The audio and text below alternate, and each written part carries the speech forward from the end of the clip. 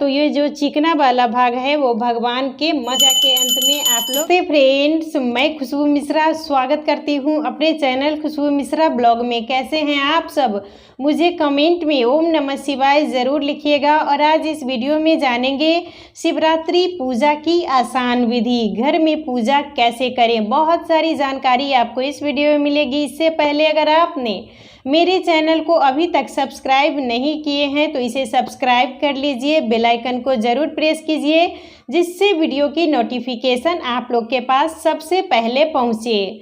शिवरात्रि फाल्गुन महीने के कृष्ण पक्ष चतुर्दशी तिथि को मनाई जाती है और इसी दिन माता पार्वती और भोलेनाथ की शादी हुई थी और उन्हीं के वर्षगांठ के रूप में हम शिवरात्रि मनाते हैं। तो शिवरात्रि के दिन आप माता पार्वती भोलेनाथ की पूजा अवश्य कीजिएगा। आपके बगल में मंदिर है तो आप लोग मंदिर इस दिन जरूर जाएं, और मंदिर अगर बहुत ज़्यादा दूर है तो आप घर में भी भगवान का पूजन कर सकते हैं। महाशिवरात्रि इस बार 8 मार्च दिन शुक्रवार को पड़ा है, तो इस दिन हम भोलेनाथ और माता पार्वती का पूजन करेंगे। और पूजा करने से पहले आप लोग अच्छे से 16 श्रृंगार कर लीजिएगा। गले में मंगलसूत्र पहन लीजिएगा, पैर में बिछुआ पहन लीजिएगा, पायल बिछुआ, मांग में सिंदूर लगा लेना है। मतलब जो भी अच्छे से 16 श्रृंगार करके ही माता का पूजन करना चाहिए, क्योंकि माता पार्वती सुहाग की देवी हैं। तो इस दिन हमें सज सवर कर ही माता का पूजन अवश्य करना चाहिए। और आप लोग पूजा करने से पहले महावर जरूर लगा लीजिएगा। और आप मेहंदी भी लगा सकते हैं, तो मेहंदी आप लोग एक दिन पहले जरूर लगा लें। आपके पास अगर नई साड़ी है तो शिवरात्रि के दिन आप लोग नई साड़ी अवश्य पहनिएगा। और अगर नई नहीं है तो आप धुला हुआ भी वस्त्र, लेकिन लाल पीला यही सब कलर पहन के ही पूजा करनी चाहिए। तो पूजा करने के लिए हमें चाहिए एक चौकी, तो आप लोग चौकी ले लीजिएगा, उस पर लाल या पीला कोई भी वस्त्र आप बिछा लीजिएगा। और भगवान का हमें फ़ोटो ले लेना है। तो हम इस दिन पूरे परिवार का पूजन करते हैं, भोलेनाथ, माता पार्वती, गणेश जी, कार्तिकेय जी। तो पूरे परिवार का इस दिन हमें शिवरात्रि के दिन पूजन करना चाहिए। तो पूजा करने से पहले हम भगवान को आसन देंगे। तो आप फूल का भी आसन दे सकते हैं या आप चावल का भी आसन दे सकते हैं। तो सबसे पहले हम भगवान को आसन देंगे। तो पूजा का साक्षी दीपक ही होता है, तो सबसे पहले हम दीप प्रज्वलित कर लेंगे।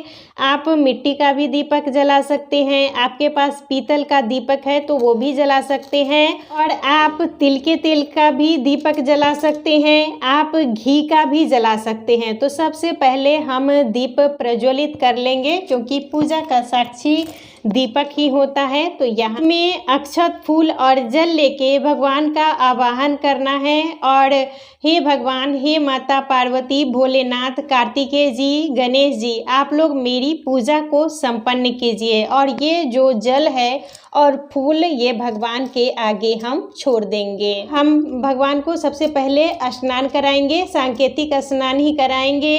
और आप पंचामृत से भी भगवान को अभिषेक कर सकते हैं। तो यहाँ पर तो फोटो है, तो थोड़ा सा आप लोग जल मतलब पंचामृत का छींटा दे दीजिएगा। सबसे पहले जल का छींटा दे दीजिएगा, उसके बाद पंचामृत का छींटा दे दीजिएगा, फिर उसके बाद हमें जल का छींटा दे देना है। तो हमें सबसे पहले भगवान को स्नान कराना है।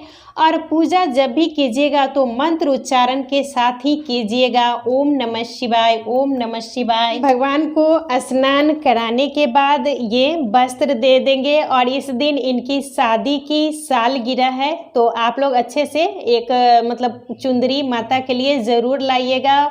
और ये हम माता को इस तरीके से चुंदरी ओढ़ा देंगे। और तो प्रथम पूजा जब भी हम करते हैं तो गणेश जी को करते हैं, तो सबसे पहले हम गणेश जी को ये चंदन का टीका लगाएंगे। उसके बाद हम भोलेनाथ को टीका लगाएंगे।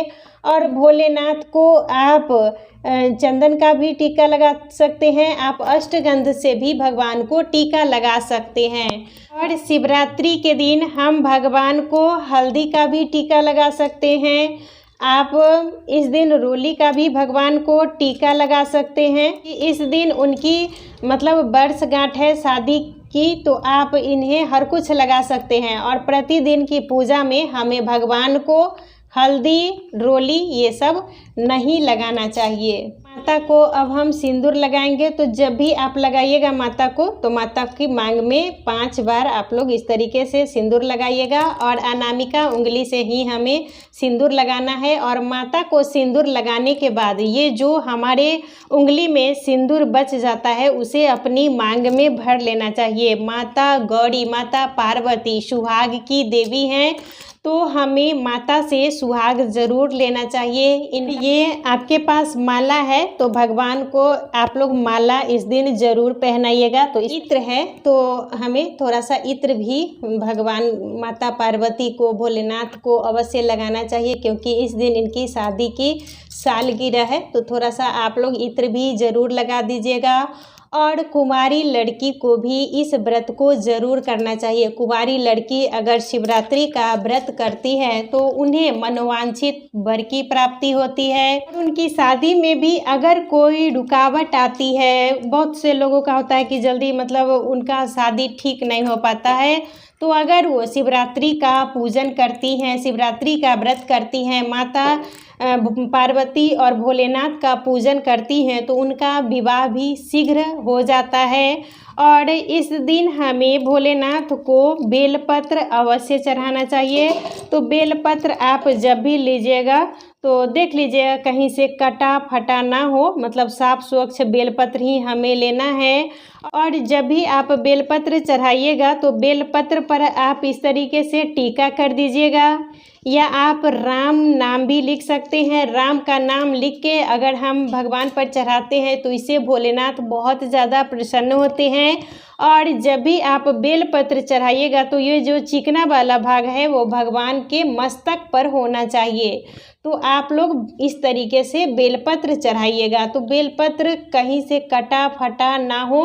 और जो चक्र ये सब भी रहता है वैसा बेलपत्र नहीं चढ़ाइएगा, और विषम संख्या में ही चढ़ाना चाहिए। आप 3 चढ़ाइए, 5, 7, 9, 11, 21 इसी मात्रा में हमें बेलपत्र चढ़ाना है। और जब भी चढ़ाइएगा तो इस तरीके से आप लोग बेलपत्र चढ़ाइएगा। और भोलेनाथ को धतूरा का फूल बहुत ज़्यादा प्रिय है, तो आप लोग भगवान को धतूरा का ये फूल अवश्य चढ़ाइएगा। धतूरा का फल भी भगवान को चढ़ाया जाता है, वो मुझे नहीं मिला है इसीलिए मैं नहीं चढ़ाई हूँ। आप लोग को मिले तो भगवान को अवश्य चढ़ाइएगा।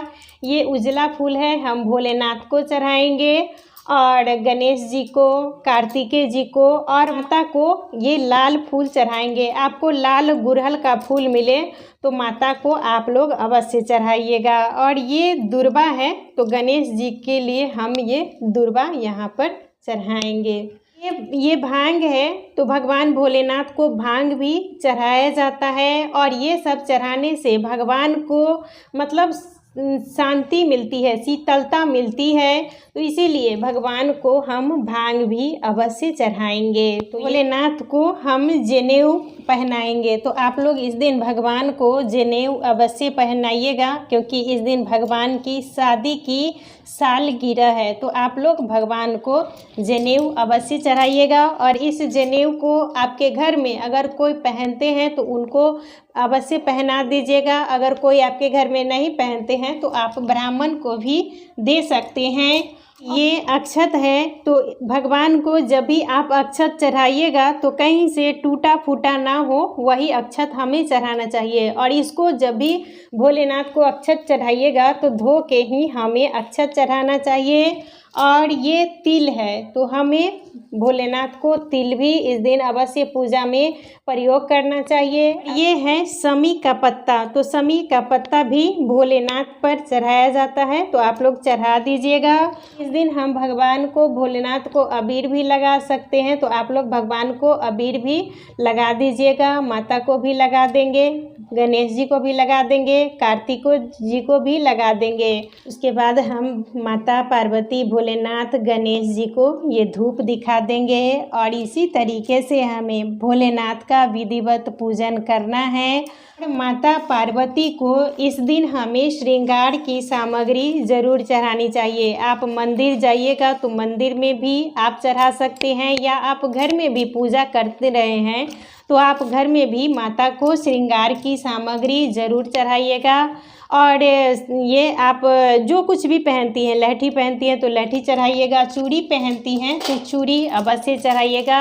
महावर, मेहंदी, सिंदूर, बिंदी ये सब माता को चढ़ाना है। आप 5 सामग्री भी चढ़ा सकते हैं, आप 3 सामग्री भी चढ़ा सकते हैं। और माता से स्पर्श कराने के बाद ये सब सामग्री आप यहाँ पूजा जहाँ कर रहे हैं वहाँ पर आप लोग रख दीजिएगा। और आप लोग नया सिंदूर का पैकेट, अगर आप घर में भी भगवान का पूजन कर रहे हैं तो वहाँ पर माता को अवश्य चढ़ाइएगा। अगर आप मंदिर भी जा रहे हैं तो एक नया सिंदूर का पैकेट हमें माता को ज़रूर चढ़ाना चाहिए। और इस सिंदूर से सबसे पहले हम माता को लगाएंगे। जो नया पैकेट है इससे हम पहले माता को लगा देंगे। उसके बाद ये सिंदूर जो बच रहा है उसे जब भी लगाइएगा तो आप लोग 3 बार लगाइएगा, और जो ये बच जाता है उसे हमें अपनी मांग में भर लेना है। इस सिंदूर को आप अपने सिंदूरा में रख दीजिएगा, और थोड़ा सा प्रतिदिन जिसमें आप सिंदूर लगाती हैं उसमें भी आप अवश्य रख लीजिएगा। तो आप लोग इस सिंदूर को सिंदूरा में अवश्य रख लीजिएगा। ये माता पार्वती का आशीर्वाद होता है। माता पार्वती सुहाग की अखंड देवी है, तो इनसे हमें इस दिन सुहाग अवश्य लेना चाहिए। तो आप लोग एक नया पैकेट सिंदूर का अवश्य माता को चढ़ाइएगा और इसे अपने सिंदूरे में भर लीजिएगा। और जिन लोगों के पास सिंदूरा नहीं है वो प्रतिदिन जिससे सिंदूर लगाती हैं उसमें रख लीजिएगा, और प्रतिदिन हमें ये सिंदूर का प्रयोग करना चाहिए। बहुत ज़्यादा ही अच्छा होता है, शुभ होता है। जिन पति पत्नी के रिश्ते में प्यार नहीं रहता है उन्हें माता को ये सुहाग की सामग्री अवश्य चढ़ानी चाहिए और इसे अपना प्रयोग करना है। ये किसी को देना नहीं है, क्योंकि ये माता का आशीर्वाद होता है।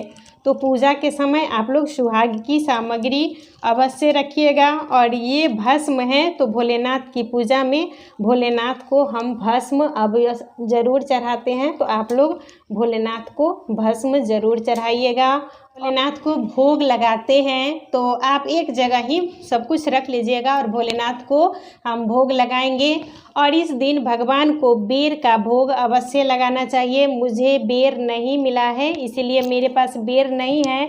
आप लोग इस दिन बेर अवश्य खरीद के लाइएगा और भोलेनाथ को भोग हमें बेर का अवश्य लगाना चाहिए। और जो भी आप सीजनल फल आपको मिले वो भी भगवान को चढ़ाइएगा। आप मिठाई ये सब भी भगवान को चढ़ा सकते हैं, ड्राई फ्रूट्स चढ़ा सकते हैं, लेकिन बेर पूजा में अवश्य होना चाहिए।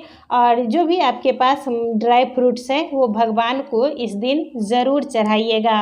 जब भी आप भगवान का भोग रखें तो वहाँ पर 1 लोटा जल भर के हमें अवश्य रख देना चाहिए। और मेरे पास ये डमरू है तो भगवान के पास हम यहाँ पर डमरू रख दिए हैं। और पूजा के अंत में आरती हमें ज़रूर करनी चाहिए। आप शिव चालीसा का पाठ करना चाहते हैं तो शिव चालीसा का भी पाठ कर सकते हैं। तो पूजा के अंत में आप लोग भगवान शिव जी की आरती ज़रूर कर लीजिएगा, जय शिव ओमकारा। और उसके बाद हमारी ये पूजा अब संपन्न हो गई है। और पूजा से पहले ही आपको जो पाठ करना है वो आप लोग कर लीजिएगा। और इस आरती को आप लोग पूरे घर में पूजा के बाद अवश्य घुमा दीजिएगा। और जितने भी आप घर में सदस्य हैं उनको भी आरती अवश्य ले लेनी चाहिए। तो इसी तरीके से हमें शिवरात्रि के दिन माता पार्वती, भोलेनाथ, भगवान गणेश जी, कार्तिकेय जी का पूजन अवश्य करना चाहिए। और व्रत आप करें या ना करें लेकिन आप लोग भगवान का पूजन अवश्य कीजिएगा। पूजा के अंत में आप लोग भगवान से क्षमा प्रार्थना ज़रूर कर लीजिएगा। हे भोलेनाथ, माता पार्वती, गणेश जी, कार्तिकेय जी, मेरी पूजा में जो कुछ भी गलती हो गई है वो मुझे माफ़ कर दीजिए और आप लोग मेरे जीवन में ऐसे ही कृपा आप बनाए रखें। मेरे जीवन में हमेशा खुशियाँ दे, सुख समृद्धि दे और जो भी मतलब भूल चूक हुई है उसके लिए हमें भोलेनाथ माता पार्वती से क्षमा ज़रूर मांग लेनी चाहिए। और रात्रि के दिन माता पार्वती भोलेनाथ की पूजा इसी तरीके से हमें करनी है और आप लोग हो सके तो इस दिन मंदिर ज़रूर जाइएगा और अपने घर में भी आप लोग पूजा अवश्य कीजिएगा और माता को श्रृंगार की सामग्री आप अवश्य चढ़ाएं। माता को सिंदूर लगा दीजिएगा।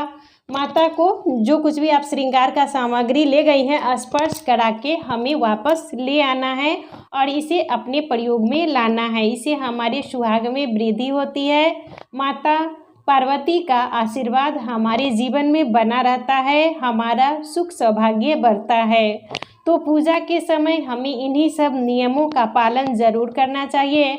और इस बार शिवरात्रि 8 मार्च दिन शुक्रवार को पड़ा है। शिवरात्रि का व्रत कुंवारी लड़की को ज़रूर करना चाहिए। कुंवारी लड़की अगर शिवरात्रि का व्रत करती है, भोलेनाथ माता पार्वती का पूजन करती हैं तो उन्हें मनोवांछित वर की प्राप्ति होती है। उनकी शादी में अगर कोई रुकावट रहती है तो उनकी वो भी समस्या खत्म हो जाती है। सुहागिन महिलाओं को भी शिवरात्रि का व्रत अवश्य करना चाहिए। आप व्रत करें या ना करें, लेकिन माता पार्वती को श्रृंगार की सामग्री आप लोग अवश्य चढ़ाइएगा। तो हमें इन्हीं सब नियमों का पालन अवश्य करना चाहिए। तो आज का वीडियो यहीं तक था। फिर मिलूंगी एक नए वीडियो में। वीडियो अच्छा लगे तो इसे आप लोग लाइक ज़रूर कीजिएगा, मेरे चैनल को सब्सक्राइब कीजिएगा। फिर मिलूंगी एक नए वीडियो में। तब तक के लिए नमस्कार। ओम नमः शिवाय।